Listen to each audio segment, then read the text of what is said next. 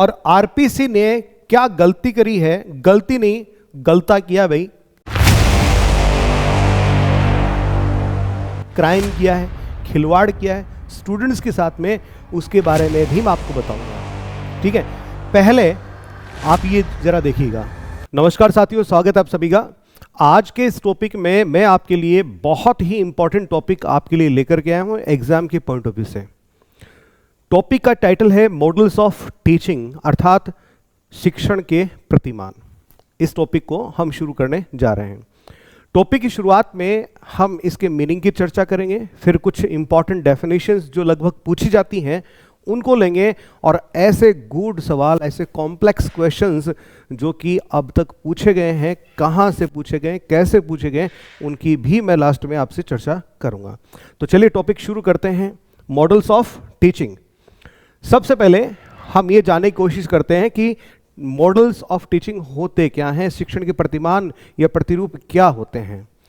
तो teaching models are simple plans, ये एक तरह की बहुत ही सरल सी योजनाएं होती हैं, सिंपल से प्लान्स होते हैं दैट हेल्प टीचर्स, जो टीचर्स की मदद करते हैं क्या करने में, ऑर्गेनाइज लेसन्स, लेसन्स को ऑर्गेनाइज करने में। कौन सा लेसन?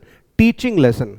ठीक है, choose the right materials, right materials को चूज करने में हेल्प करते हैं।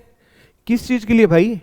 कोई मकान का कोई निर्माण कार्य थोड़ी है, ये है पढ़ाने का कार्य है। तो ठीक है, तो आपने पहले तो लेसन्स को ऑर्गेनाइज किया, फिर उस लेसन को पढ़ाते समय कौन कौन से मटेरियल्स की हमें आवश्यकता पड़ेगी उसका चयन वो भी इसी के तहत आता है। And guide students in learning, और इसके साथ ही साथ में एक टीचिंग मॉडल जो है स्टूडेंट्स को लर्निंग में भी गाइड करता है। ठीक है, तो इस तरह से हमारे सामने क्या बात निकल करके आती है कि टीचिंग मॉडल क्या करता है, लेसन्स को ऑर्गेनाइज करने में, राइट मटेरियल को चूज करने में, स्टूडेंट्स को लर्निंग में गाइड करने में काम में आता है। They make teaching structured and effective, और इस तरह से टीचिंग जो है बहुत ही सुव्यवस्थित अर्थात स्ट्रक्चर्ड हो जाती है, एंड इफेक्टिव, और बहुत ही प्रभावशाली बन जाती है।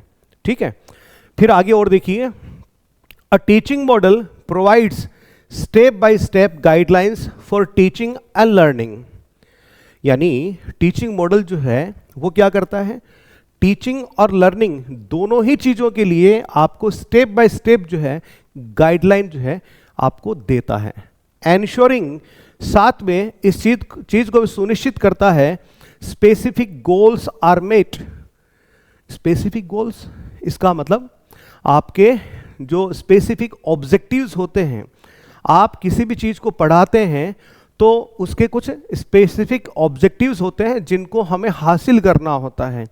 तो टीचिंग मॉडल क्या करता है, आपको टीचिंग और लर्निंग में स्टेप बाय स्टेप गाइडलाइन देने के अलावा यह जो आपके जो स्पेसिफिक ऑब्जेक्टिव्स होते हैं, स्पेसिफिक गोल्स होते हैं, उनको हासिल करना भी सुनिश्चित करता है। Teachers must choose the right model, अध्यापकों को राइट मॉडल का चयन करना चाहिए based on their instructional goals. Instructional goals का मतलब टीचिंग गोल्स। ठीक है, टीचिंग के जो गोल्स हैं उनके आधार पे किसी सही मॉडल का चयन टीचर्स को करना चाहिए। एगन, कॉचक एंड हार्डर 1979 में इन तीनों ने एक बात कही है। क्या कहा इन्होंने? देखिएगा, compared a teaching model to a blueprint. उन्होंने टीचिंग मॉडल की तुलना जो है एक ब्लूप्रिंट से करी है, एक रोड मैप से करी है, एक सुनियोजित प्लान से करी है किसी लक्ष्य को हासिल करने में। अर्थात कोई लक्ष्य आपके सामने है, लक्ष्य क्या है? आपके स्पेसिफिक ऑब्जेक्टिव्स टीचिंग के, उनको हासिल करने के लिए क्या योजना है, उसी योजना को हम ब्लूप्रिंट कह सकते हैं, रोड मैप कह सकते हैं, और यहां पर इस संदर्भ में टीचिंग मॉडल कह सकते हैं। Helping teachers plan effective lessons, और इस तरह से टीचर्स को अपना इफेक्टिव लेसन प्लान बनाने में भी मदद मिलती है। अकॉर्डिंग टू जॉयसी एंड व्हील 1972 में जॉयसी एंड व्हील जो है कुछ कहते हैं, उससे पहले जॉयसी एंड व्हील के बारे में जान लीजिए। टीचिंग मॉडल की अवधारणा के जनक हम एक तरह से इनको कह सकते हैं। ये इस फील्ड के जाइंट हैं, जैसे लिटरेचर की फील्ड के जाइंट शेक्सपियर को कहा जाता है, उसी तरह से टीचिंग मॉडल जो फील्ड है उसके जाइंट है, अर्थात बड़े कद वाले जो शख्सियत है, उनका नाम है जोयसी एंड व्हील। तो उनका क्या कहना है, उनकी बात को सुनेंगे। ठीक है, जोयसी एंड व्हील जो है, इन्होंने कुछ पुस्तकों की रचनाएं करी हैं टीचिंग मॉडल्स के लिए, और इसके बाद में जो टीचिंग मॉडल से रिलेटेड और भी लोगों ने बहुत कुछ लिखा है, लेकिन जो भी लिखा है इन्हीं से प्रेरित होकर के ही लिखा है। इसलिए जोयसी एंड व्हील जो कहते हैं वो एक तरह से लोहे की लकीर हो जाती है, पत्थर की लकीर हो जाती है। तो चलिए क्या कहते हैं सुनते हैं जरा। A teaching model is a plan or pattern. इन्होंने टीचिंग मॉडल को थोड़ा डिफाइन करते हुए कहा है कि टीचिंग मॉडल जो है एक प्लान है, एक पैटर्न है, दैट हेल्प्स, जो मदद करता है टीचर्स, किसकी, टीचर्स की, क्या करने में, डिजाइन कोर्सेज को डिजाइन करने में। ठीक है, पिक सुटेबल मटेरियल्स, उस कोर्स को आपने डिजाइन कर लिया, उस कोर्स को बच्चों को कैसे पढ़ाएंगे, उस वक्त किन किन साजो सामान की आवश्यकता पड़ेगी, टीचिंग लर्निंग मटेरियल क्या क्या चाहिए होगा। ठीक है, तो पिक सुटेबल मटेरियल्स, ठीक, उसका चयन करने में, एंड गाइड स्टूडेंट्स, और साथ ही साथ में स्टूडेंट्स को गाइड करने में भी टीचिंग मॉडल मददगार होता है। ये बात कही है जोयसी एंड व्हील ने। लेटर, बाद में, जोयसी, व्हील एंड शॉवर्ड्स, एक व्यक्ति और जुड़ जाते हैं इनके साथ में, शॉवर्ड्स, 1992 में एक्सप्लेन्ड दैट, वो टीचिंग मॉडल को एक्सप्लेन करते हुए कहते हैं that teaching models help in creating lessons.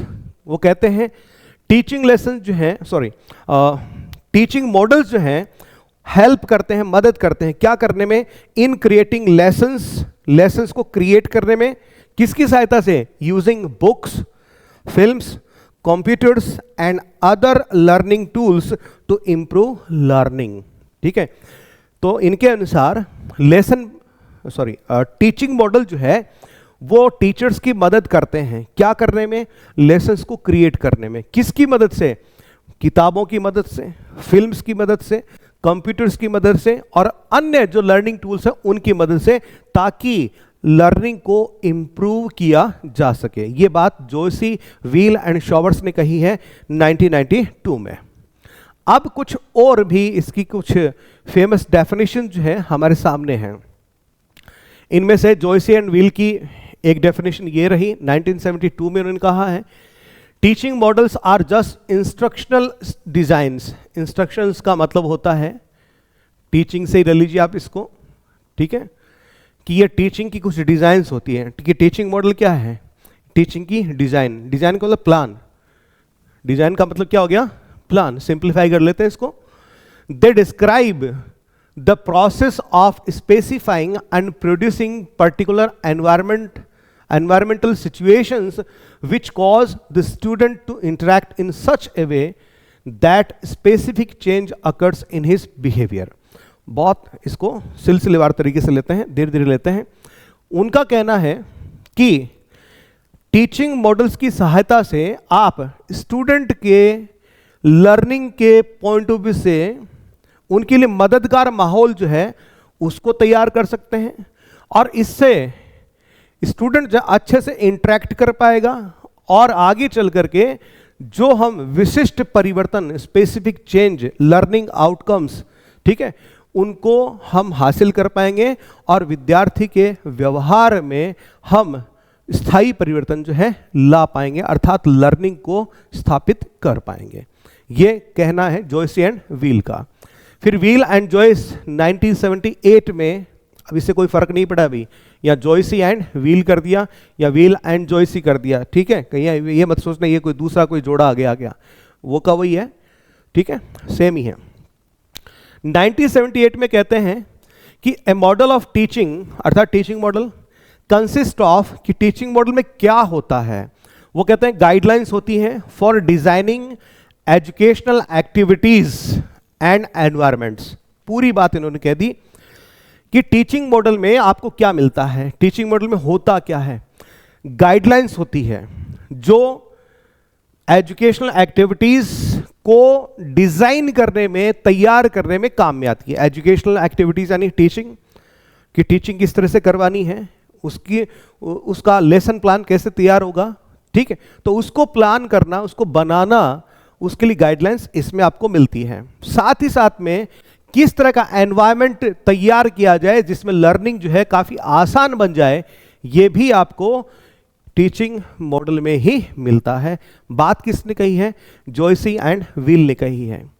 फिर आगे क्या कहते हैं? It specifies ways of teaching, यानी किसी चीज को पढ़ाने के लिए कुछ खास तरीके हो सकते हैं, उन तरीकों को ये ढूंढती है, बताती है, ठीक है। It specifies ways of teaching and learning that are intended to achieve certain kinds of goals, विशिष्ट उद्देश्य, अर्थात स्पेसिफिक एम्स और ऑब्जेक्टिव्स, है ना। तो जो विशिष्ट उद्देश्य हैं उनकी प्राप्ति कैसे करी जाए, ठीक, और किसी विषय को कम समय में बहुत अच्छे से कैसे इंस्टिल कर दिया जाए विद्यार्थी के अंदर, ये चीज आपको टीचिंग मॉडल जो है बताती है, सिखाती है। इसी संदर्भ में पॉल डी एगन एट ऑल का मतलब होता है अन्य, दूसरे, ठीक है, एंड अदर्स, ठीक, उनका कहना है 1979 में, वो कहते हैं कि models are prescriptive teaching strategies.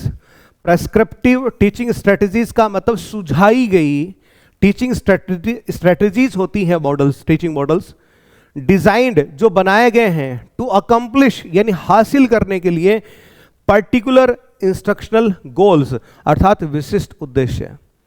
Teaching, किसी भी चीज को आप पढ़ाइए, ठीक है, तो टीचिंग जो आप करवा रहे हैं, तो टीचिंग के कुछ स्पेसिफिक ऑब्जेक्टिव्स होते हैं, किसी टॉपिक विशेष के अलग अलग स्पेसिफिक ऑब्जेक्टिव्स होते हैं।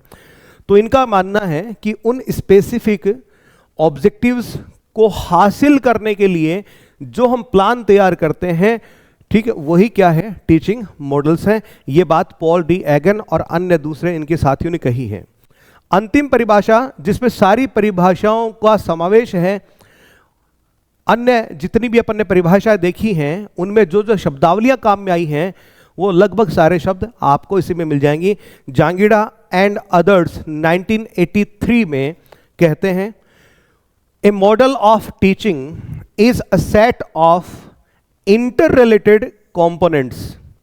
उनका मानना है कि टीचिंग मॉडल क्या है? ए सेट यानी समूह है, ऑफ इंटर रिलेटेड यानी आपस में संबंधित, आपस में जुड़े हुए कंपोनेंट्स एंड तत्वों का, कि कुछ ऐसे कंपोनेंट्स जो कि आपस में इंटर रिलेटेड हैं उनका समूह है, अरेंज्ड, जिनको सुव्यवस्थित किया गया है, इन ए सीक्वेंस, एक क्रम में, ठीक है।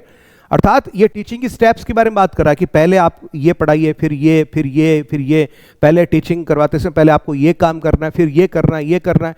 तो कहता है कि ये जो टीचिंग मॉडल है वो क्या है? ऐसे कंपोनेंट्स जो कि आपस में जुड़े हुए हैं, आपस में इंटर रिलेटेड हैं, आपस में संबंधित हैं, आपस में कनेक्टेड हैं, उनका समूह है। और ये कंपोनेंट्स क्या है? अरेंज्ड हैं, सुव्यवस्थित हैं, इन ए सीक्वेंस, एक विशिष्ट क्रम में, विच प्रोवाइड्स गाइडलाइंस, और ये क्या करते हैं?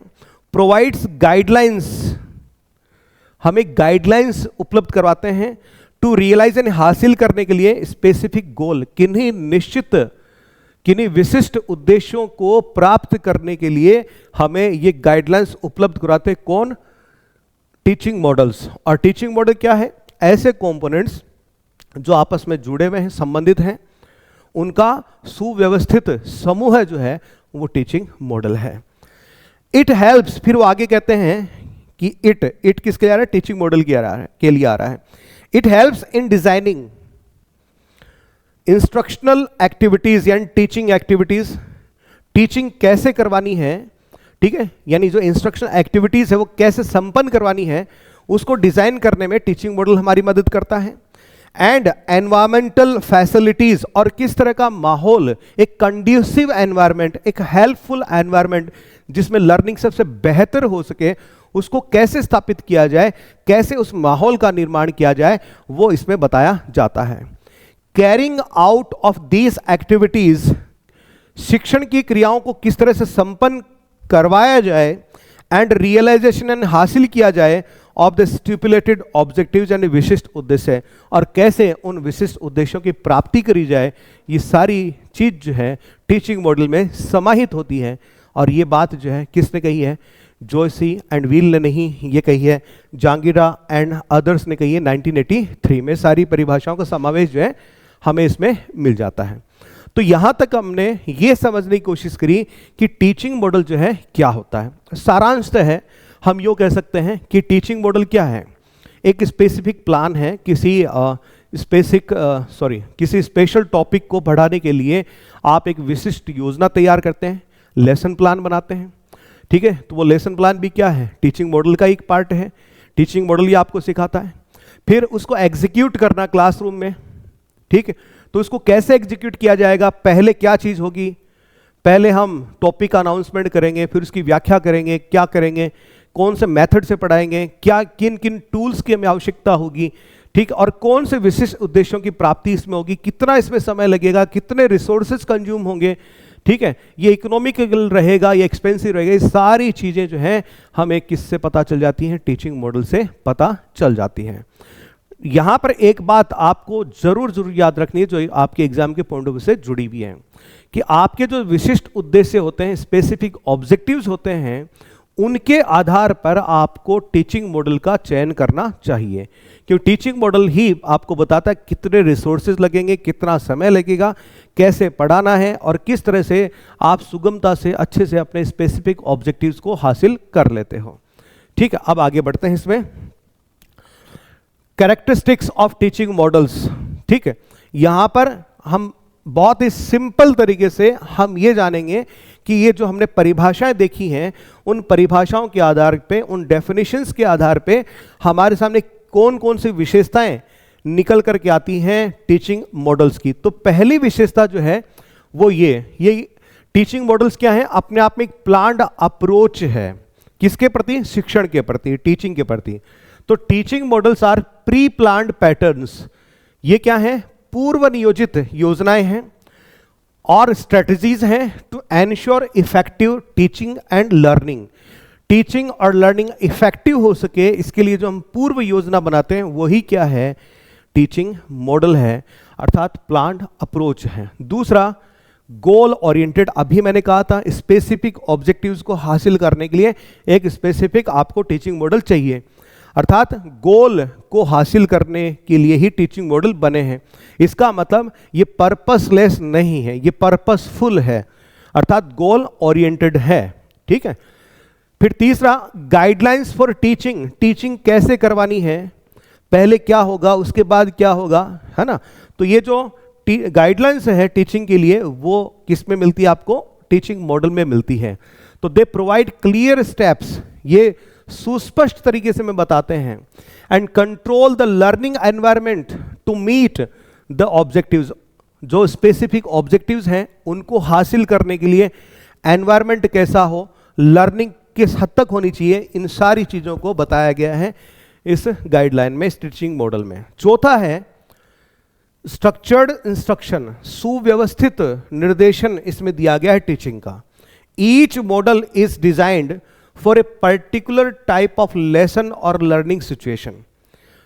प्रत्येक लेसन जो है किसी विशिष्ट उद्देश्य की प्राप्ति के लिए, प्रत्येक टीचिंग मॉडल जो है किसी विशिष्ट उद्देश्य की प्राप्ति के लिए बना होता है और उसमें उसके लिए उसी तरह की कार्य योजना जो है समाहित होती है, अर्थात स्ट्रक्चर्ड इंस्ट्रक्शन इसमें अवेलेबल होती हैं। बेटर लर्निंग एनवायरनमेंट किस तरह से क्रिएट किया जाए उसके लिए भी इसमें बताया होता है, अर्थात teaching models help create a suitable atmosphere for effective teaching and learning. प्रभावशाली इफेक्टिव टीचिंग और लर्निंग के लिए सुटेबल एटमॉस्फेयर जो है कैसे प्राप्त किया जाए वो इसमें बताया जाता है। Clear performance expectations. Performance expectations का मतलब वही स्पेसिफिक एम्स हैं, ठीक है। इन स्पेसिफिक एम्स, विशिष्ट उद्देश्यों की प्राप्ति कैसे करनी है ये बताया गया है। तो दे define what students should achieve in A given lesson, कि जो आप टीचिंग का लेसन आपने तैयार किया है उसके माध्यम से स्टूडेंट क्या हासिल करेगा, उसकी परफॉर्मेंस कहाँ तक पहुंचेगी, ठीक है, ये सारा क्लियर इसमें बताया जाता है। सिस्टमैटिक एंड ऑर्गेनाइज, यह सुव्यवस्थित है, संगठित है। Teaching models ensure a step by step approach, क्योंकि इसमें कदम दर कदम आपको कैसे चलना है, क्या करना है, ये पूरा इसमें बताया होता है। क्या करने के लिए? टू इम्प्रूविंग स्टूडेंट लर्निंग, है ना। इस वजह से ये सिस्टमेटिक है, ऑर्गेनाइज्ड है, सिक्वेंशियल है। क्या है? सिक्वेंशियल है ये, क्लियर। फिर बिहेवियरल फोकस। बिहेवियरल फोकस का मतलब लर्निंग जब करवाई जाती है तो टीचिंग का उद्देश्य क्या होता है? विद्यार्थी के व्यवहार में स्थायी परिवर्तन लाना, ठीक है, उसमें मॉडिफिकेशन करना। तो they specify learning outcomes first. Teaching model जो है सबसे पहले क्या करता है? अपने विशिष्ट उद्देश्यों को तय करता है, specify learning outcomes first, then outline how to achieve them, और फिर कार्य योजना बनाई जाती है कि उन उद्देश्यों की प्राप्ति कैसे होगी। वो उद्देश्य जब प्राप्त कर लिए जाएंगे, यानी स्टूडेंट के दिमाग में उन चीज़ों को इंस्टॉल कर दिया जाएगा, तो उसके व्यवहार में उसके अनुरूप क्या आ जाएगा? परिवर्तन आ जाएगा। अर्थात ये क्या है? बिहेवियरल फोकस है। लाइक अ ब्लूप्रिंट, टीचिंग मॉडल की तुलना किससे करी गई है? ब्लूप्रिंट से करी गई है। एक और शब्द काम में ले लेते हैं, रोड मैप, अर्थात योजना। किसी लक्ष्य को हासिल करने के लिए जो हम योजना तैयार करते हैं उसे रोड मैप कहते हैं, ब्लूप्रिंट कहते हैं, और शिक्षण के क्षेत्र में इसको टीचिंग मॉडल कहते हैं। तो just as engineers use blueprints for construction, जिस तरह से निर्माण कार्य में इंजीनियर्स क्या करते हैं? ब्लूप्रिंट को फॉलो करते हैं। टीचर्स यूज टीचिंग मॉडल्स, उसी तरह से टीचर्स किसका प्रयोग करते हैं? टीचिंग मॉडल्स का। क्या करने के लिए? फॉर इंस्ट्रक्शन, अर्थात टीचिंग के लिए।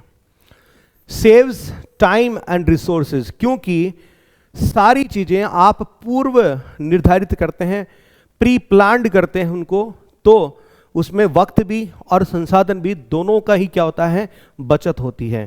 तो इस वजह से saves time and resources, they help teachers and students use time and resources efficiently. बहुत सरल सी बात है। 3 मेन फंक्शंस। अब ये जो सारी चीजें अपन ने देखी हैं उनको हम मोटे तौर पे 3 भागों में बांट करके देख सकते हैं। वो क्या हैं? टीचिंग मॉडल के फंक्शंस 3 मोटे मोटे क्या हैं? सेटिंग लर्निंग गोल्स, लर्निंग के गोल्स जो हैं पहले इसमें सुनिश्चित किए जाते हैं। सेलेक्टिंग टीचिंग मटेरियल्स, और उन उद्देश्यों की प्राप्ति के लिए टीचिंग मटेरियल्स कौन कौन से काम में आएंगे उनको सेलेक्ट किया जाता है। प्लानिंग टीचिंग एक्टिविटीज, और फिर टीचिंग को किस तरह से करवाया जाएगा उसका प्लान किया जाता है, उसे सुनियोजित किया जाता है टीचिंग मॉडल में, ठीक है। इन शॉर्ट, संक्षेप में हम कह सकते हैं कि teaching models are like road maps for teachers. Teaching model क्या है? टीचर्स के लिए अपने उद्देश्यों को प्राप्त करने के लिए रोड मैप की तरह से है। दे हेल्प, ये मदद करते हैं, मेक लेसन्स वेल प्लान्ड, एक सुनियोजित लेसन जो है उसको बनाने में मदद करते हैं। एंगेजिंग, स्टूडेंट्स जो हैं एक्टिव रहें, एंगेज रहें, इसमें मदद करते हैं। एंड इफेक्टिव फॉर स्टूडेंट्स, और इस वजह से ये स्टूडेंट्स के लिए भी काफ़ी प्रभावशाली रहते हैं। तो ये बातें हमने यहाँ पे जानी हैं, विशेषताएं जो हैं, कैरेक्टरिस्टिक्स जो हैं, फीचर्स जो हैं हमने यहाँ पे देखी हैं। अब हम ये चीज़ जानेंगे कि किसी टीचिंग मॉडल में कौन कौन से एलिमेंट होते हैं। क्या सारे एलिमेंट्स जरूरी होते हैं या कुछ एलिमेंट्स को छोड़ा जा सकता है? तो बिल्कुल हम इस पर अभी बात करते हैं, elements of a teaching model. और इन पर प्रश्न पूछे गए हैं और आगे भी पूछे जाएंगे, ये बात आप जरूर याद रखिएगा। देखिए, पहला इसमें एलिमेंट क्या होता है? फोकस। फोकस का मतलब क्या है? उद्देश्य। इसका मतलब ऑब्जेक्टिव्स, अर्थात उद्देश्य। क्योंकि टीचिंग मॉडल जो होते हैं ये किन्हीं स्पेसिफिक ऑब्जेक्टिव्स या गोल्स को अचीव करने के लिए ही बने होते हैं। इसलिए कोई भी टीचिंग मॉडल जो है निरुद्देश्य नहीं होगा, पर्पसलेस नहीं होगा। It is purposeful, it is goal oriented, और इसी चीज को नाम दिया गया है फोकस या ऑब्जेक्टिव। दूसरा है सिंटैक्स अर्थात स्ट्रक्चर।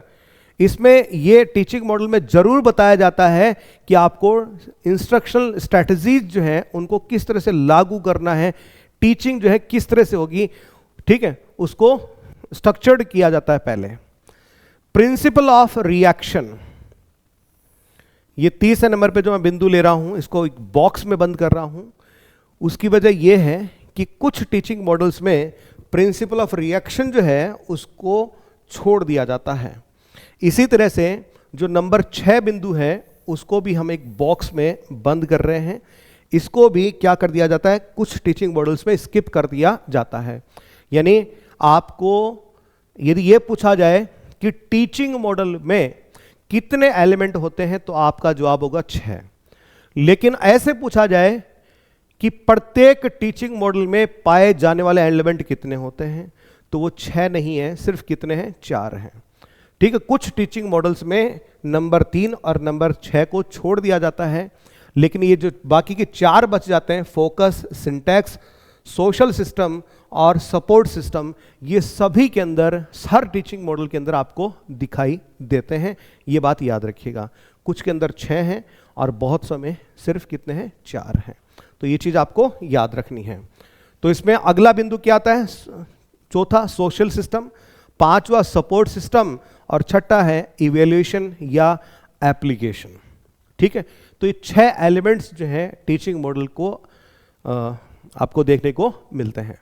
अब इनके बारे में थोड़ी सी हम विस्तार से चर्चा कर लेते हैं। पहला हम ले रहे हैं नंबर 1, फोकस या ऑब्जेक्टिव। फोकस या objective. The focus of a teaching model is it's man purpose.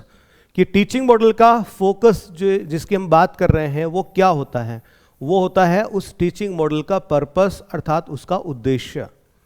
ठीक है, अर्थात what it aims to achieve, अर्थात टीचिंग मॉडल क्या हासिल करना चाहता है, उसका उद्देश्य क्या है, उसका फोकस क्या है। तो जो उद्देश्य है वही क्या है, फोकस है। अर्थात ऑब्जेक्टिव को क्या नाम दिया गया है, फोकस नाम दिया गया है। तो every model is designed to meet specific teaching goals. प्रत्येक मॉडल जो है किन्हीं स्पेसिफिक टीचिंग गोल्स को हासिल करने के उद्देश्य से तैयार किया जाता है। While considering the learning environment, साथ ही साथ में यह लर्निंग एनवायरनमेंट कैसा होना चाहिए इस चीज का भी ख्याल रखता है। ठीक है, इट डिफाइंस, इस तरह से हम कह सकते हैं कि ऑब्जेक्टिव या फोकस के अंदर क्या क्या चीजें आपको देखने को मिलेंगी। पहली चीज आपको देखने को मिलेगा ऑब्जेक्टिव्स यानी उद्देश्य, अर्थात what the model aims to accomplish, अर्थात इस टीचिंग मॉडल के द्वारा आप क्या हासिल करना चाहते हैं, अर्थात ऑब्जेक्टिव। की कॉन्सेप्ट्स, अर्थात द कोर आइडियाज, वो मुख्य विचार, एंड टीचिंग प्रिंसिपल्स, वो टीचिंग के प्रिंसिपल्स बिहाइंड द मॉडल, यानी किसी मॉडल के पीछे मूल विचार क्या है, कौन से शिक्षण के सिद्धांत हैं, ये भी पहले से सुनियोजित होते हैं, तय होते हैं। लर्निंग एनवायरनमेंट का मतलब क्या है, the setting and approach used to support learning, learning को सपोर्ट करने के लिए किस तरह की सेटिंग अर्थात माहौल होना चाहिए, किस तरह की अप्रोच होनी चाहिए, वो चीज इसमें बताई जाती है, ये पहले से निर्धारित होती है। ठीक है, अब इसका एक एग्जाम्पल हम यहां पे लेते हैं, देखिएगा। If a teacher is using an inquiry based learning model, मान लीजिए कोई टीचर जो है इंक्वायरी बेस्ड लर्निंग मॉडल को काम में ले रहा है। ठीक है, लर्निंग मॉडल्स मोटे तौर पे 4 तरह के होते हैं, आगे आपको बताऊंगा। फिलहाल एक बार आप मेरी बात के साथ में अपने आप को अलाइन कीजिएगा। ठीक है, मान लेते हैं कि कोई टीचर क्या कर रहा है, इंक्वायरी बेस्ड लर्निंग मॉडल को काम में ले रहा है। ठीक है, द फोकस यानी objective goals, the focus might be, तो उसका उद्देश्य क्या हो सकता है, developing critical thinking skills through student led questioning, अर्थात वह टीचर क्या करना चाह रहा है, इंक्वायरी बेस्ड लर्निंग मॉडल को काम में ले रहा है तो उसका उद्देश्य क्या हो सकता है? उसका उद्देश्य है बच्चों के अंदर क्रिटिकल थिंकिंग को डेवलप करना हो सकता है, क्योंकि इसने इंक्वायरी बेस्ड मॉडल को काम में लिया है, और इंक्वायरी बेस्ड मॉडल जो होते हैं वो क्रिटिकल थिंकिंग को डेवलप करने के लिए होते हैं। ठीक है, तो क्या होगा?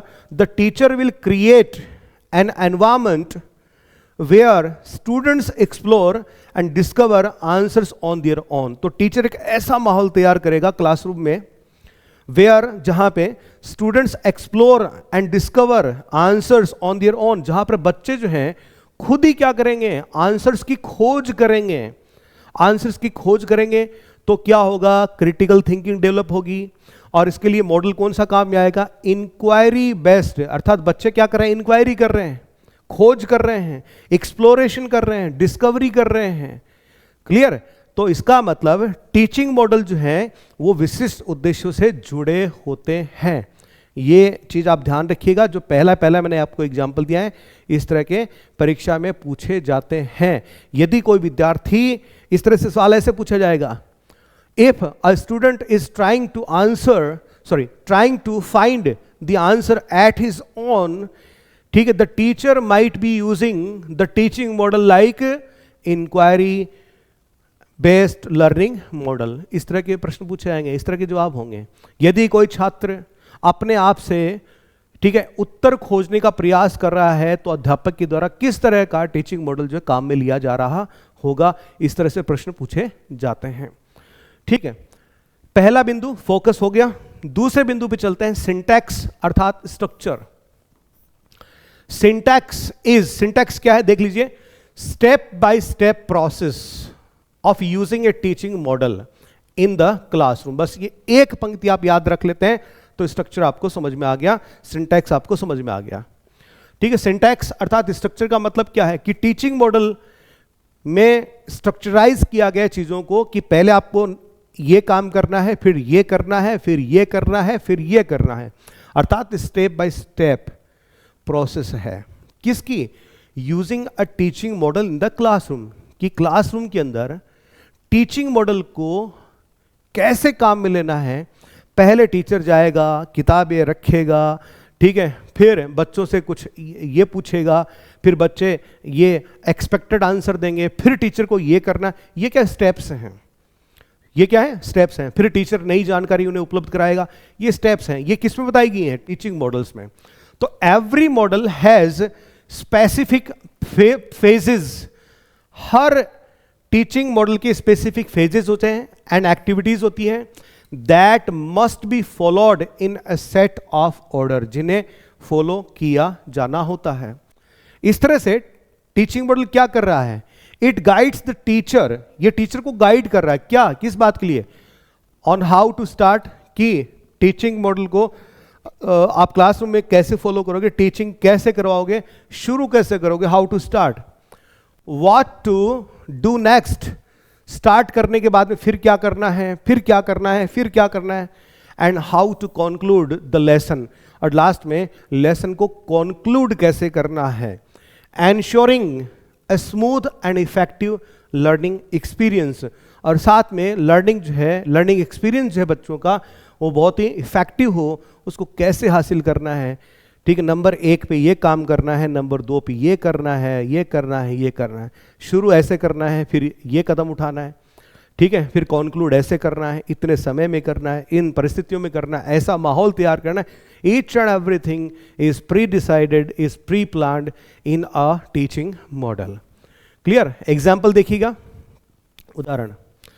इन a direct instruction model, direct instruction model लिया गया है, द सिंटैक्स में इंक्लूड, उसमें सिंटैक्स इस तरह से हो सकती है। देखिएगा, डायरेक्ट इंस्ट्रक्शन में सबसे पहले क्या होगा? इंट्रोडक्शन होगा। तो टीचर एक्सप्लेन्स द टॉपिक, तो पहले टीचर क्या करेगा? उस टॉपिक को एक्सप्लेन करेगा, उस टॉपिक को इंट्रोड्यूस करेगा। फिर demonstration, the teacher shows examples, और फिर टीचर क्या करेगा? कुछ एग्जाम्पल्स को शो करेगा।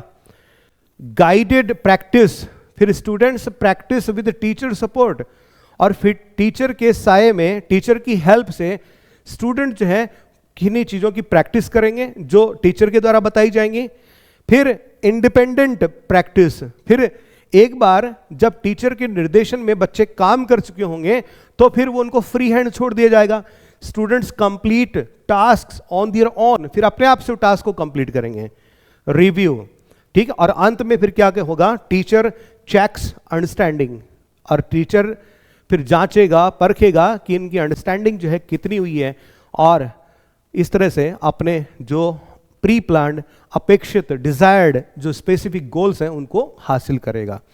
तो ये चीज क्या कहलाती है, सिंटैक्स या स्ट्रक्चर। कब क्या करना है, ये है आपका स्ट्रक्चर। फिर नंबर 3 पे चलते हैं, प्रिंसिपल ऑफ रिएक्शन।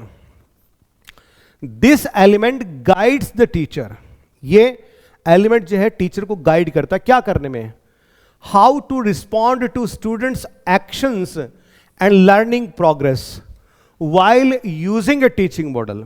कि आप टीचिंग मॉडल काम में ले रहे हैं, उसी दरमियान students actions and learning progress, ठीक है, उसको रिस्पॉन्ड कैसे करना है। बीच पे आपने चेक कर लिया बच्चा क्या कर रहा है, किस तरह से कर रहा है, कितना कर रहा है, उसके प्रति आपको क्या बोलना है, क्या जवाब देना है, क्या एक्शन करनी है, यह आपको प्रिंसिपल ऑफ रिएक्शन में बताया जाता है। तो each model provides specific ways for teachers to understand students needs.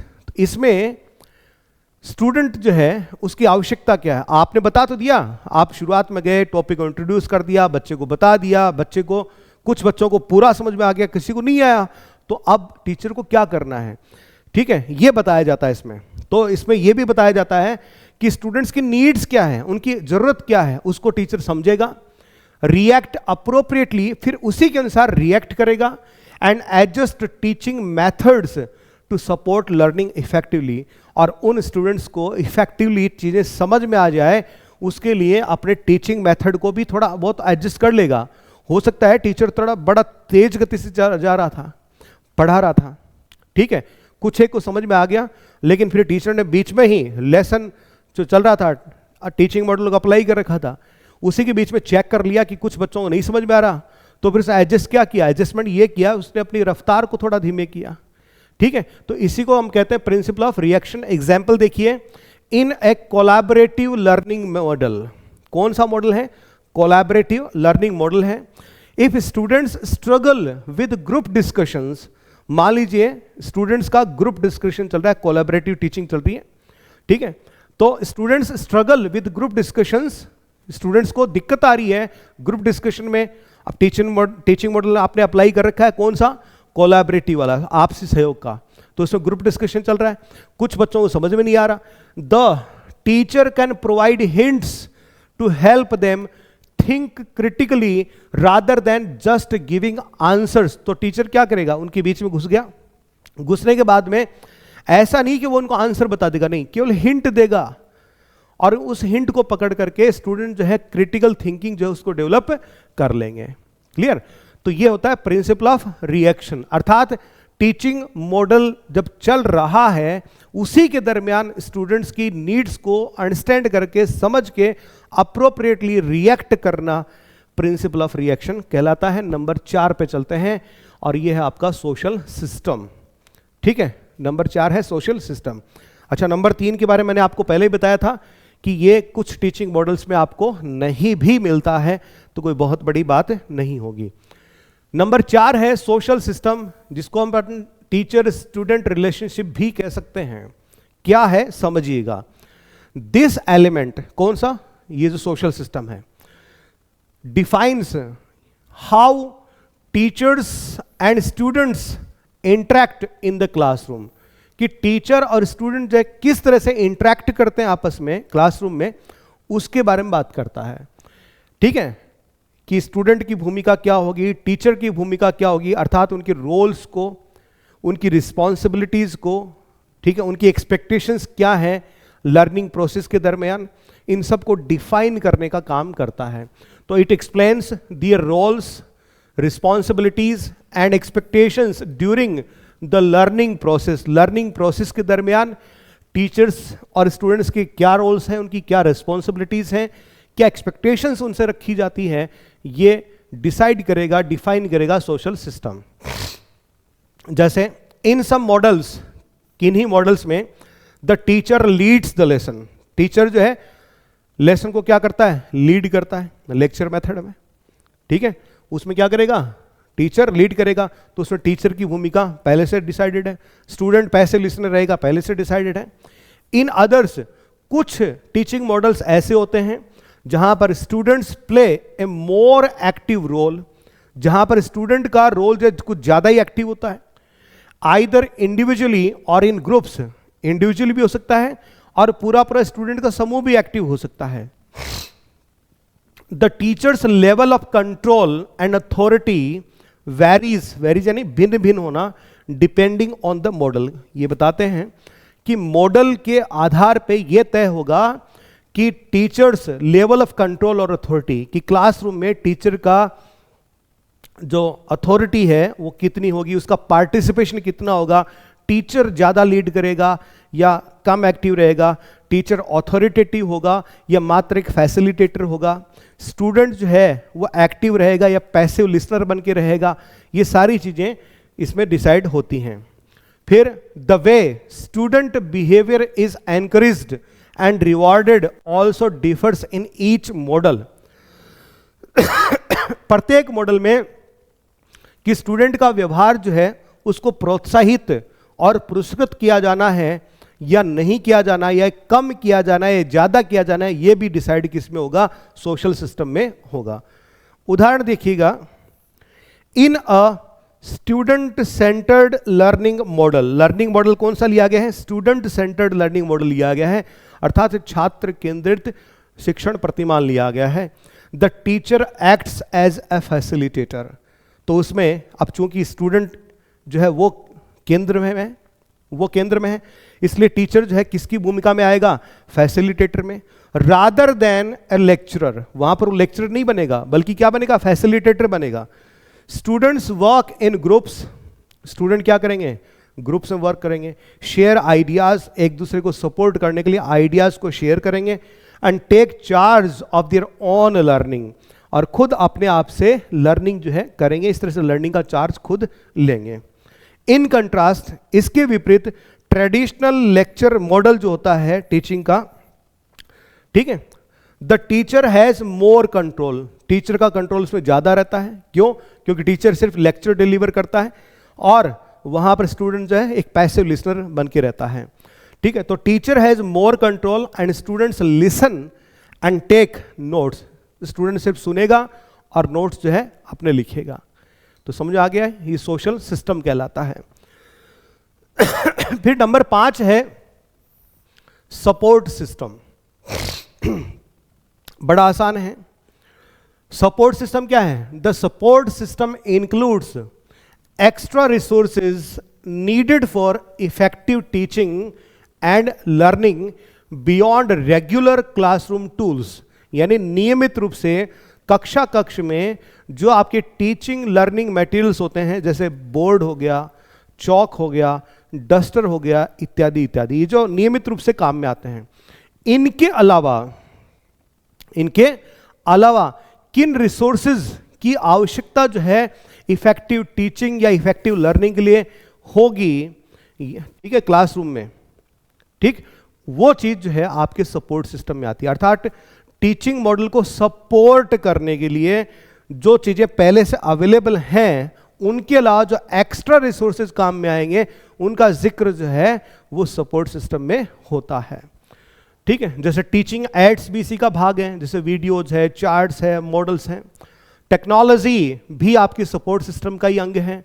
Technology में आपके स्मार्ट बोर्ड आ गए, ऑनलाइन रिसोर्सेज आ गए, फील्ड ट्रिप्स, जैसे कभी आपने देखा होगा हिस्ट्रिकल प्लेस का विजिट हो गया, इंडस्ट्रीज का हो गया, म्यूजियम का हो गया, कभी बैंक विजिट करवा है स्टूडेंट्स को, इत्यादि इत्यादि। स्पेशल टीचर ट्रेनिंग, इसके तहत टीचर्स को आवश्यकता पड़े तो उनको स्पेशल टीचिंग ट्रेनिंग लेने के लिए भी भेजा जाता है, ठीक है। तो लर्निंग न्यू स्किल्स और मेथड्स, नई स्किल्स, नए मेथड सीखने के लिए जब भेजा जाता है तो वो भी इसी का पार्ट है। Flexible schedules, adjusting class timing for activities, मान लीजिए उन बच्चों को सूर्योदय दिखाना है, अब सब स्कूल का टाइम तो 10 से 4 है, तो एडजस्ट करना पड़ेगा। एक दिन टीचर क्या करेगा, सुबह सुबह आना भाई, आपको दिखाता हूँ। तो एडजस्टिंग क्लास आवर्स है ना, तो फ्लेक्सिबल शेड्यूल जो है वो भी आपके सपोर्ट सिस्टम का हिस्सा है। तो these resources help create a better learning environment, और ये सब किसके लिए हैं?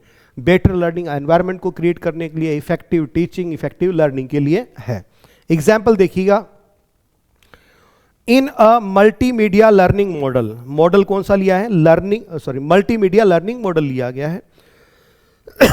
अब मल्टीमीडिया जब लिया है तो टीचर क्या कर सकता है? माइट यूज वीडियोज यूज कर सकता है, एनिमेशंस यूज कर सकता है, इंटरैक्टिव एप्स यूज कर सकता है, जैसे मैं कर रहा हूं आप लोगों के सामने इंटरैक्टिव पैनल बोर्ड, ठीक है, to explain a complex science concept कि धरती जो है सूर्य के चारों तरफ कैसे चक्कर लगाती है।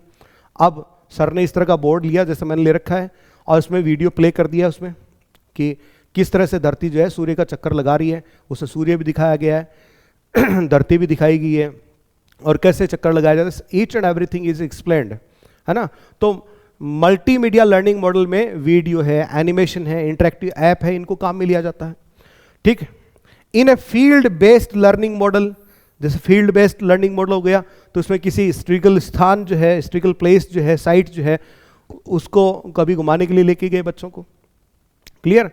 तो इट डिपेंड्स कि सपोर्ट सिस्टम में कौन सी चीजें चाहिए होंगी, एक्स्ट्रा चीजें, ठीक है, जो क्लासरूम में अवेलेबल हैं उनके अलावा। याद रखिएगा ये बिंदु, बार बार बोल रहा हूं, 3 बार बोला हूं अभी मैं, कि क्लासरूम में जो रिसोर्सेज अवेलेबल हैं उनके अलावा जिन रिसोर्सेज की, एक्स्ट्रा रिसोर्सेज की आवश्यकता होती है, वो पार्ट होते हैं आपके सपोर्ट सिस्टम के। उसमें teaching add, technology, field trip, special teacher training, flexible schedules, ये सारी चीजें इसमें आ जाती हैं। अंतिम जो एलिमेंट है वो है आपका एप्लीकेशन, ठीक है, एप्लीकेशन। तो application of A teaching model explains, ये जो एप्लीकेशन जो है टीचिंग मॉडल के अंदर जो आता है, ये क्या करता है? एक्सप्लेन करता है कि वेयर, कहां, एंड हाउ, और कैसे इट कैन बी यूज्ड। इस छोटी सी पंक्ति में सारा आ गया कि कब किस मॉडल को काम में लेना है, हाउ कैसे काम में लेना है, ये हमें पता चलता है एप्लीकेशन। एप्लीकेशन को हम हिंदी में कहते हैं अनुप्रयोग, अर्थात प्रयोग में लेना। तो some models are best for short lessons, जैसे कुछ टीचिंग मॉडल जो होते हैं वो शॉर्ट लेसन्स के लिए अच्छे होते हैं, while others work well for longer lesson sessions और both। कुछ टीचिंग मॉडल जो है लंबे लंबे सेशंस के लिए, लंबे लंबे लेसन्स के लिए होते हैं, या फिर दोनों के लिए होते हैं। तो कब किस मॉडल को काम में लेना है, कैसे काम में लेना है, इसके बारे में हमें बताता है application number 6। Teaching models also focus on different learning goals. Learning के जो गोल्स होते हैं वो अलग अलग होते हैं, और उनके अनुसार ही आपके टीचिंग मॉडल्स होते हैं। जैसे कॉग्निटिव मॉडल जो होता है टीचिंग का, ठीक है, वो आपकी थिंकिंग एंड अंडरस्टैंडिंग, उसके जो गोल्स होते हैं उनसे जुड़ा होता है। अफेक्टिव, ये तो हो गया ज्ञानात्मक, ये अफेक्टिव हो गया। भावात्मक, जो आपकी फीलिंग्स एंड इमोशंस जैसे गोल्स से जुड़ा हुआ होता है।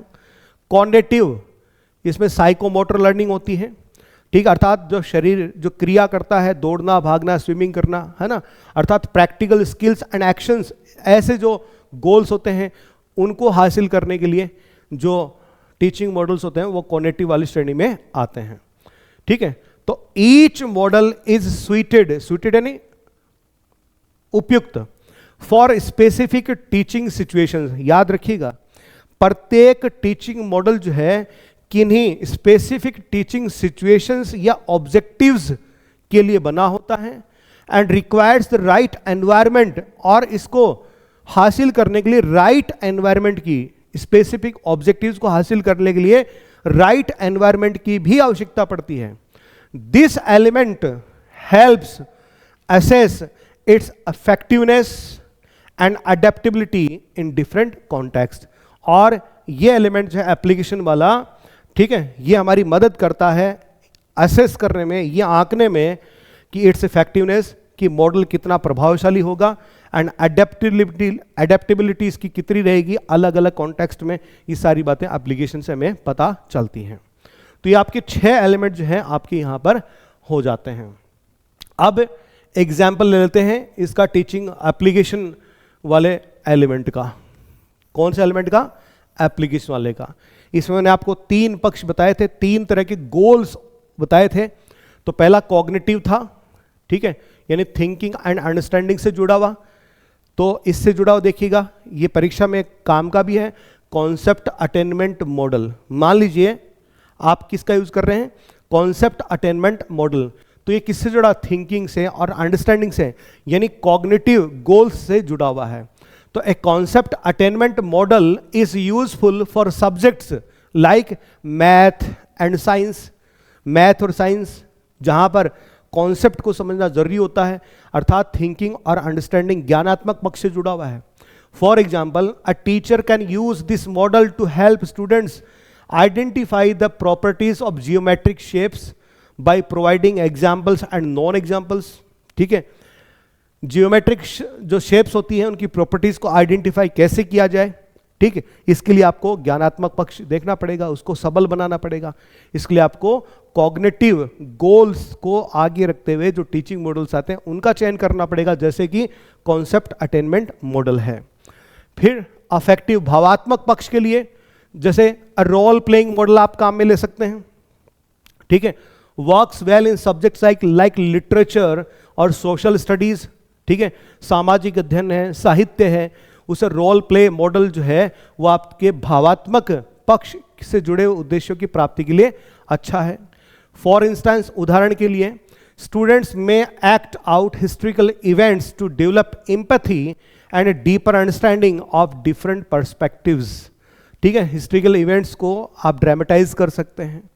ठीक, कॉग्निटिव क्रियात्मक पक्ष, तो क्रियात्मक पक्ष में टीचर जो है आपको कोई प्रोजेक्ट बेस्ड लर्निंग मॉडल जो है उसका प्रयोग करवा सकता है। Is great for vocational training. Vocational training यानी व्यावसायिक शिक्षा, तो उसमें आपको प्रैक्टिकल एक्सपीरियंस होना चाहिए, तो उसके लिए आपको कोई प्रोजेक्ट बेस्ड लर्निंग दिया जा सकता है। ठीक है, तो इस तरह से कुल मिलाकर के 6 एलिमेंट जो है आपके सामने हो गए हैं। ठीक है, कितने हो गए हैं? 6 हो गए हैं। अब इसके बाद में हमारे पास जो चीज जानने के लिए बचती है वो है टाइप्स ऑफ टीचिंग मॉडल्स। क्या टीचिंग मॉडल्स जो हैं उनको भी कैटेगराइज किया गया है? तो बिल्कुल निश्चित रूप से किया गया है। कैसे किया गया है आपके सामने है, देखते हैं। Many scholars have classified teaching models into different categories.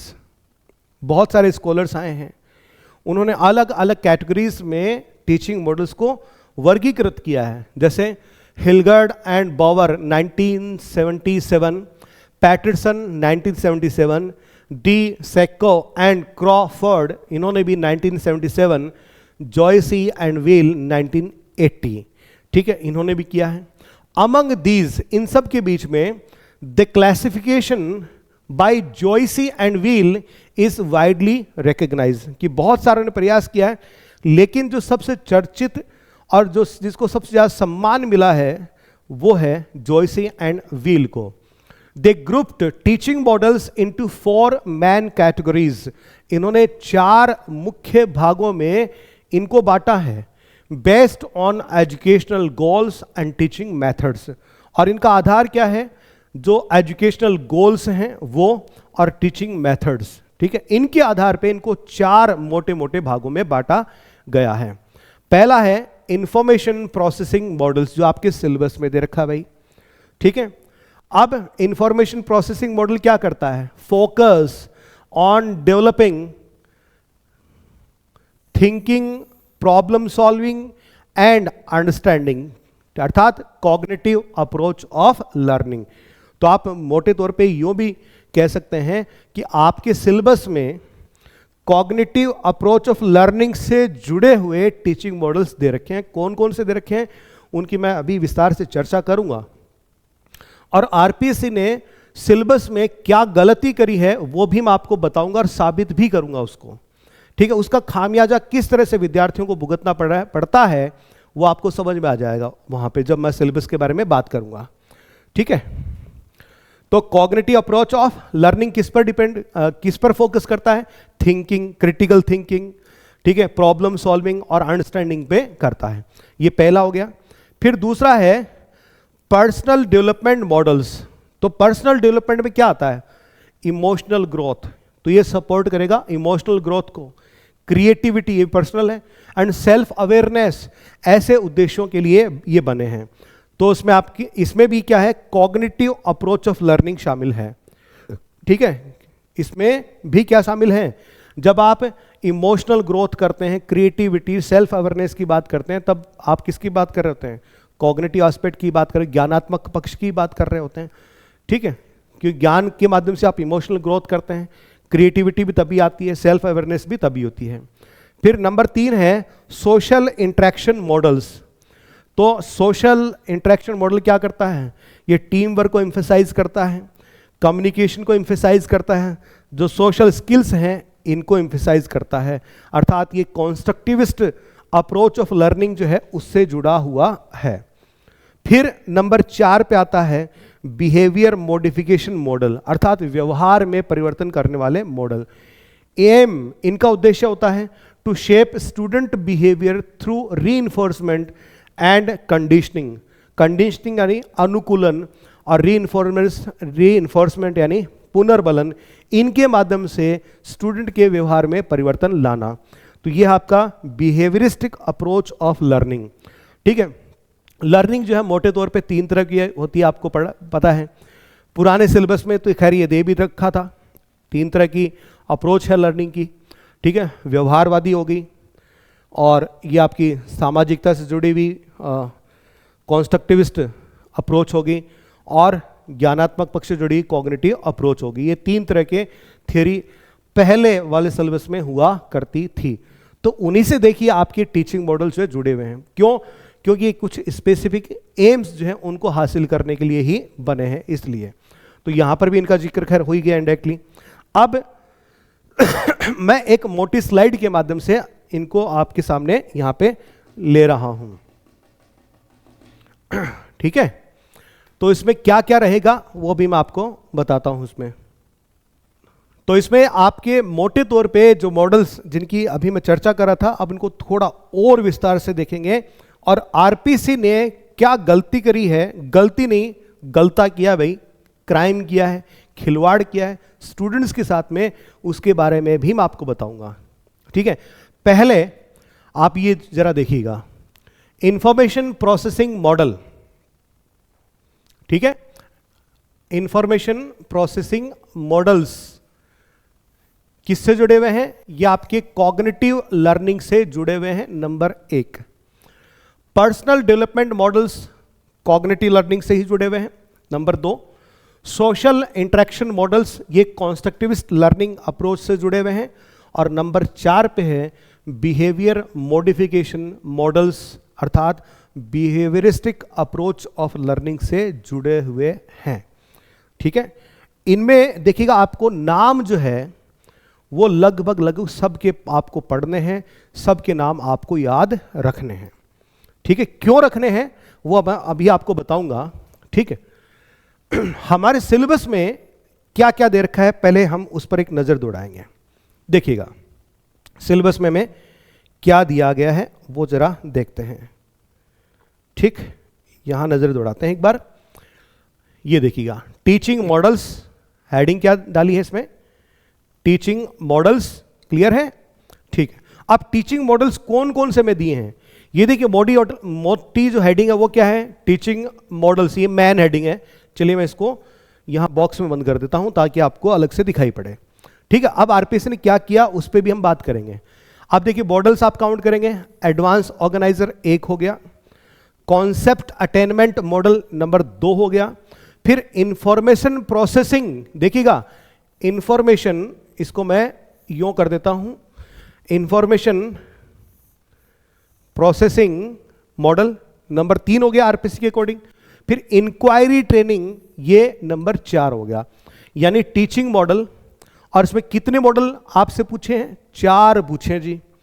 कौन कौन से? Advance organiser, concept attainment model, information processing model और इंक्वायरी ट्रेनिंग मॉडल। देख लिया अभी आपने कितने पूछे हैं? 4 पूछे हैं। ठीक है, अब चलिए वापस लौट के चलते हैं उसी तरफ। ठीक है, नाम याद होंगे आपको कौन कौन से हैं? नहीं है तो मैंने यहां पे बोल्ड में कर रखे हैं। यहां पे देखिए, एडवांस ऑर्गेनाइजर मॉडल डेविड ऑसुबेल का है, फिर concept attainment model Jerome Bruner का है, इंक्वायरी ट्रेनिंग मॉडल रिचार्ड सकमैन का है। तो ये चौथा कहां गया? चौथा देखो, ऊपर नजर उठा के देखो, information processing models. Information processing models, इसका मतलब ये तो गड़बड़ हो गया, यानी ये कोई अलग से मॉडल है क्या? नहीं, ये तो एक मैन ब्रांच होगी इसकी, ठीक है, जिसके तहत ये 6 आपको मॉडल्स देखने को मिलते हैं। तो आरपीसी को करना क्या चाहिए था? उनको करना ये चाहिए था, यहां पर ये जो टीचिंग मॉडल्स हेडिंग दे रखी है, इसके विद इन ब्रैकेट इनको लिखना चाहिए था इंफॉर्मेशन प्रोसेसिंग मॉडल्स, ठीक है। और इसमें ये एडवांस ऑर्गेनाइजर नंबर 1, ठीक है, कॉन्सेप्ट अटेनमेंट नंबर 2 और इंक्वायरी ट्रेनिंग नंबर 3, ये इस तरह से आपको देने चाहिए थे। क्लियर? यानी इंफॉर्मेशन प्रोसेसिंग अपने आप में कोई इंडिविजुअल मॉडल नहीं है, it is a man branch जिसके नीचे 6 मॉडल्स आते हैं, ठीक है। तो बहुत सारे स्टूडेंट इधर उधर हाथ वहाँ मारते हैं कि आईपी मॉडल जो है, इंफॉर्मेशन प्रोसेसिंग मॉडल जो है, कहाँ मिलेगा? इस किताब में मिलेगा, उसमें मिलेगा। अरे भैया, ये आपकी गलती नहीं है, ये सीधी सीधी आपकी आरपीसी की गलती है सिलेबस के डिजाइन में, ठीक है। ऐसा देख करके प्रतीत होता, आप देख लो कि किस तरह से ये लोग यहाँ पे काम करते हैं, ठीक है। और इसका खामियाजा किसको भुगतना पड़ता है? उन बेचारे स्टूडेंट्स को जो अपने सिलेक्शन की आस में दिन रात लगे रहते हैं, उनके साथ में एक बहुत बड़ा खिलवाड़ होता है, बहुत बड़ा मजाक होता है। तो खैर, आपको ये चीज़ यहाँ पे समझ में आ गई है, ठीक है। अब यहीं पर खेल खत्म नहीं होता है, आरपीसी ने घुमा घुमा करके इस पे सवाल पूछे हैं, ठीक है। कैसे कैसे, कहाँ कहाँ से पूछे, वो अभी हम आपको बताऊंगा, ठीक है। पहले आप इतना ध्यान रखिएगा, आपको मोटे तौर पे इंफॉर्मेशन प्रोसेसिंग मॉडल जो है उसके बारे में जानना है कि ये जो मॉडल्स होते हैं उनकी मुख्य विशेषताएं क्या होती हैं, उनको हम अच्छे से पढ़ेंगे। इसके फंक्शंस क्या क्या होते हैं वो पढ़ेंगे। फिर इसमें जो 3 मॉडल्स हमारे सिलेबस में दे रखे हैं, inquiry training model, concept attainment model और एडवांस ऑर्गेनाइजर मॉडल जो दे रखा है, इनके बारे में हम अच्छे से पढ़ेंगे, ठीक है। ये जो कोऑपरेटिव लर्निंग का जो दे रखा है, इसको भी हम देख लेंगे इसको, ठीक है। ये इसको भी यहीं इसी के साथ में ही हम देखेंगे। क्लियर है जी? ठीक है। अब मैं आपसे कह रहा हूं कि ये जो मॉडल्स हैं, इनके नाम, जो बाकी जो अदर मॉडल्स हैं, इनके नाम और इनके जो प्रोपाउंडर्स हैं, उनके प्रोपोनेंट्स हैं, उनके नाम भी आपको अच्छे से देख लेने हैं, क्योंकि उनसे जुड़े हुए सवाल जो हैं वो भी आरपीसी ने पूछ रखे हैं, ठीक है। कुछ ऐसे मॉडल्स हैं जिनके नाम जो है आपस में आपको क्लैशेस करते हुए नजर आएंगे, ठीक है। वो आपको कंफ्यूज कर सकते हैं। क्या कर सकते हैं? कंफ्यूज कर सकते हैं, ठीक है। जैसे for example science inquiry model, ठीक है, जोसेफ जे श्वाब का है। इसी से जुड़ा हुआ सोशल इंक्वायरी मॉडल, मिलता जुलता सा लगता है, देखो, बायरन मैसियल्स एंड बेंजामिन कॉक्स का है, ठीक है, दे रखा है। अब देखो हुआ क्या, आगे की स्लाइड पे मैंने सवाल डाल भी रखा है।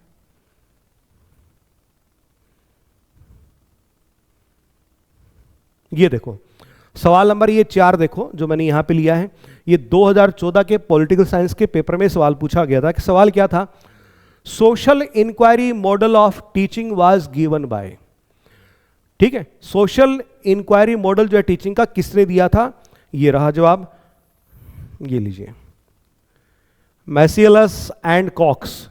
अब उसी स्लाइड पे मैं आपको वापस लेकर के चलता हूं कि आपके सिलेबस में क्या था और कहां से सवाल पूछ लिया गया, ठीक है। ये सोशल इंटरेक्शन मॉडल का सवाल जो है ये पूछ लिया गया जी, ठीक। ये आपके सिलेबस में है नहीं, क्लियर, आपके सिलेबस में नहीं है, लेकिन फिर भी पूछ लिया गया है। तो इसलिए मैं आपसे कह रहा हूं कि एक बार आप इन नामों को 2-3 बार, 4 बार, 5 बार पढ़ लेना अच्छे से, ठीक है। पढ़ने में कितना ही तो वक्त लगता है इनको, आप 5 मिनट में एक बार इस टेबल को पढ़ लोगे कि कौन सा मॉडल किसका दिया हुआ है, ठीक है। इसमें भी देखिए पूछा गया है, इधर से देखिए, information processing model, IP model, इसमें हमारे सिलेबस में 3 ही हैं, ठीक है। नंबर 2 हो गया, नंबर 4 हो गया और नंबर 6 हो गया, यही है सिलेबस में। लेकिन इंडक्टिव थिंकिंग मॉडल किसका दिया गया? हिल्डा टाबा का दिया गया है। ये सवाल भी पूछा गया है, ठीक। कैसे कैसे करके पूछे गए सवाल थोड़ा सा आपको बताता हूं। Inquiry learning is conducive, conducive यानी हेल्पफुल। कंड्यूसिव का मतलब क्या होता है? हेल्पफुल फॉर डेवलपमेंट ऑफ, कि जो इंक्वायरी लर्निंग मॉडल है वो किसके डेवलपमेंट के लिए हेल्पफुल होता है या कंड्यूसिव होता है? तो इसका सही जवाब है, मैं पहले भी दिया था, ठीक है। शुरुआत में जब मैं टीचिंग मॉडल्स के बारे में बता रहा था तो मैंने आपको एक एग्जाम्पल दिया था, वहां पर इसके बारे में बताया था मैंने आपको। तो वहीं से देखो सवाल आ गया कि कॉग्निटिव स्किल्स, कॉग्निटिव स्किल्स के लिए इंक्वायरी लर्निंग जो है वो एक बेहतरीन मॉडल होता है, ठीक है। इंक्वायरी ट्रेनिंग मॉडल, इससे जुड़ा हुआ सवाल है, ठीक। ऊपर देखो हेडिंग देखो, कॉग्निटिव लर्निंग के लिए, किसके लिए है? इंफॉर्मेशन प्रोसेसिंग मॉडल जितने भी हैं सब के सब कॉग्निटिव लर्निंग के लिए बने हैं। यानी इंक्वायरी ट्रेनिंग हो, कॉन्सेप्ट अटेनमेंट हो, चाहे आपका एडवांस ऑर्गेनाइजर हो या आपका डेवलपमेंट मॉडल हो जीन पियाजे का, या इंडक्टिव थिंकिंग हो हिल्डा टाबा की, सब के सब कॉग्निटिव लर्निंग से जुड़े हुए हैं, ठीक है। तो ये चीज़ जो है बहुत अच्छे से आपको पढ़नी है, यहीं से आपके कॉन्सेप्चुअल क्वेश्चन जो है पूछ लिए जाते हैं। फिर एक और सवाल देखो कि which one of the following is most appropriate to develop higher order cognitive skills. उच्चतम श्रेणी की कॉग्निटिव स्किल्स को डेवलप करने के लिए निम्न में से कौन सा एप्रोप्रिएट रहेगा? तो सही जवाब क्या है? Inquiry learning. फिर से किसकी बात करी है? कॉग्निटिव स्किल्स के लिए। तो ये अभी अपन ने यहां पे देख लिया है, 2016 के इकोनॉमिक्स के पेपर में सवाल पूछा गया था। फिर देखो, द इंफॉर्मेशन प्रोसेसिंग अप्रोच या model of teaching learning is theoretically closer to which learning theory? ये जो आपका इंफॉर्मेशन प्रोसेसिंग अप्रोच है टीचिंग लर्निंग की, यह सैद्धांतिक तौर पर कौन सी लर्निंग थ्योरी के ज्यादा नजदीक है? लर्निंग थ्योरी 3 होती है मोटी मोटी, कॉग्निटिव, कंस्ट्रक्टिव और बिहेवियरिस्टिक। तो उसमें से ये कॉग्निटिव की ज्यादा नजदीक है। 2011 के इंग्लिश वाले पेपर में सवाल पूछा गया है, ठीक है। चौथा नंबर की अपन ने बात कर ली ही थी। पांचवा देखो, which of the following is the example of information processing teaching model? निम्न में से कौन सा model information processing teaching model का उदाहरण है? तो सही जवाब क्या है? Concept attainment model. क्यों है जरा देख लो, इस पर नजर डाल लो, ठीक है। इंफॉर्मेशन प्रोसेसिंग मॉडल, ठीक है, किसके लिए बना है? सवाल ये तो है आपका, ये रहा, ये सवाल है, ठीक है। तो इंफॉर्मेशन प्रोसेसिंग टीचिंग मॉडल जो है उसका उदाहरण पूछा है। सोशल इंटरेक्शन मॉडल नहीं आएगा, लेबोरेटरी टीचिंग नहीं आएगी, ग्रुप इन्वेस्टिगेशन नहीं आएगा, कॉन्सेप्ट अटेनमेंट आएगा। क्यों आएगा? इसको देखते ही समझ में आता है। ये लो जी इंफॉर्मेशन प्रोसेसिंग मॉडल, और इसमें से कौन सा जवाब दे रखा था? इसमें से देखो तो आपको मिलेगा कि कॉन्सेप्ट अटेनमेंट मॉडल जो है वहां पर जेरोम ब्रूनर का दे रखा था। तो ये इसका क्या है? सही जवाब है। तो इनको आपको बहुत ही अच्छे से पढ़ लेना है, ये बहुत काम का है, ठीक है। यहां से सवाल पक्का निश्चित तौर पे आएंगे, स्टेबल से सवाल आएंगे। मैं आपको फिर से कह रहा हूं, इस टेबल से आपके पक्का कंफर्म सवाल आएगा एक। Which is information process source model? कि इंफॉर्मेशन प्रोसेस सोर्स मॉडल जो है, ठीक है, उसके इंफॉर्मेशन प्रोसेसिंग मॉडल, उसके लिए सोर्स मॉडल कौन सा है? ठीक, तो वो क्या है? Advanced organisational model. सेम वैसा ही सवाल पूछा है 2016 फिजिक्स का सवाल, ठीक है। फिर 2014 में केमिस्ट्री में क्या पूछा कि inductive model of teaching was propounded bye. Inductive model of teaching किसका भाई? हिल्डा टाबा का है। अब आप कहेंगे सर ये तो आउट ऑफ सिलेबस आ गया। तो भैया आउट ऑफ सिलेबस नहीं है, अगले ने यहां आरपीसी ने देखो क्या दिया है, आपका सिलेबस का टाइटल क्या दिया है वो जरा एक बार देख लेंगे तो आपको समझ में आ जाएगा। ये देखो हेडिंग क्या डाली है? टीचिंग मॉडल्स, ठीक है। और यहां पर 3 मॉडल जो है आपसे थोड़ा गहनतम पूछ लिए, लेकिन सरफेस लेवल पर आपको यह भी पता होना चाहिए कि कौन सा मॉडल किसका है। तो टीचिंग मॉडल्स यहां दे दिया, तो मान लो कि आरपीसी अब जो है ये तो पक्का पूछ सकती है कि कौन सा मॉडल किसका दिया हुआ है, इन 3 के अलावा भी आपसे पूछ सकती है, ठीक है। तो ये चीजें ध्यान में रखनी है। अगला जो अपना सेशन होगा, अगली जो अपनी क्लास होगी, उसमें अपन आईपी मॉडल जो है, इंफॉर्मेशन प्रोसेसिंग मॉडल जो है, उसके बारे में बात करेंगे। उससे पहले बिफोर एंड आप सब लोग जो हैं ये टेबल जो है याद करके आइएगा। इस टेबल में से पक्का निश्चित तौर पर प्रश्न पूछा जाएगा, डायरेक्ट वे में या इनडायरेक्ट वे में, कैसे भी करके, ठीक है। तो आज के लिए इतना काफी है। अगले क्लास में फिर से मिलूंगा आप लोगों से, तब तक के लिए धन्यवाद।